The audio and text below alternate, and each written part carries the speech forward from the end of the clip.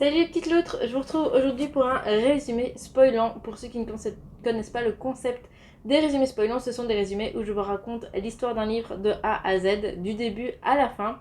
Et en général, ce sont des débuts de saga et ce sont des vidéos qui sont destinées aux gens qui ont envie d'enchaîner les lectures de saga en attendant un petit peu pour lire la suite et qui, comme moi, sont des poissons rouges et oublient les trois quarts de ce qu'ils ont lu il y a quelques semaines à peine. Et donc l'idée c'est de vous rafraîchir la mémoire et de vous rappeler un peu ce qui se passe dans les tomes précédents pour que vous puissiez continuer les sagas tranquillement.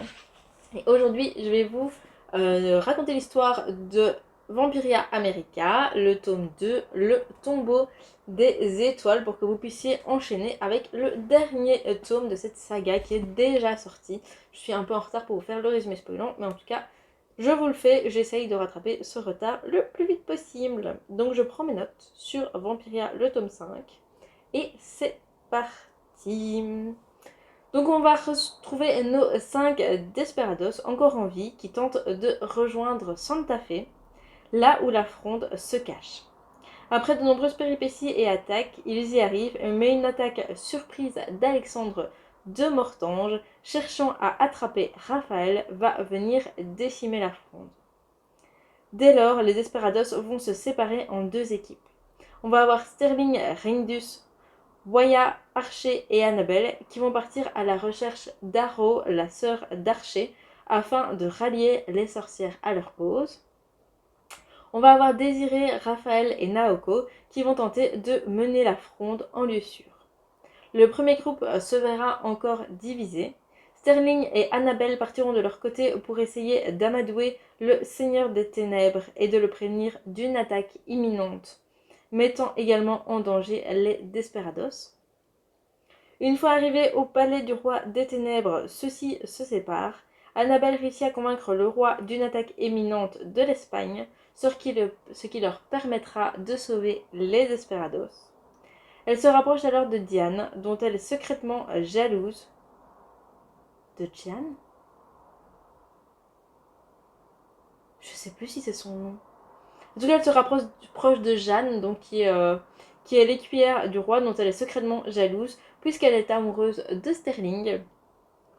Alexandre de Mortange finit par découvrir que Sterling et Annabelle travaillent pour la fronde et il va les balancer à Montfaucon.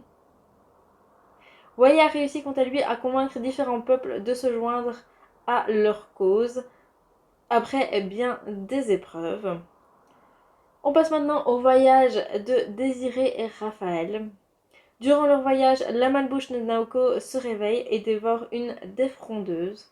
À la suite de cela, elle sera enchaînée mais réussira une nuit à se libérer. Elle se réveille. Un jour, la bouche pleine de sang. Raphaël a disparu et Naoko s'enfuit alors, incriminée pour cette disparition.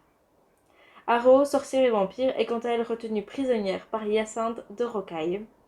En cherchant sa sœur, Archer va être capturé par Hyacinthe et assister à la transformation d'une sorcière en vampire, mais grâce à ses pouvoirs, il va réussir à s'enfuir. Et quant à Naoko, lors de sa fuite, elle fait face à un monstre puissant qui est appelé le Wendigo. Lors de son combat, ce monstre vide Raphaël de son sang et donc de l'eau de l'été.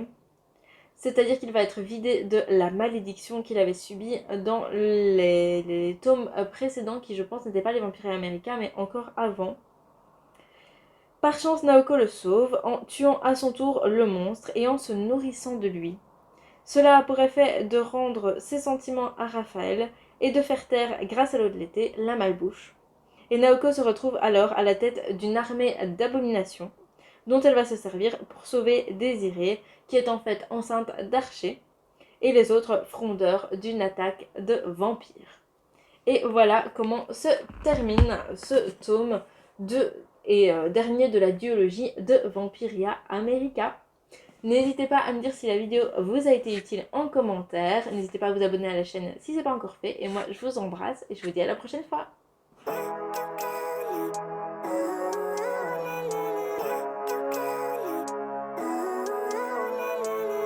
Living life, every day, late at night, not okay. All I want, and I pray.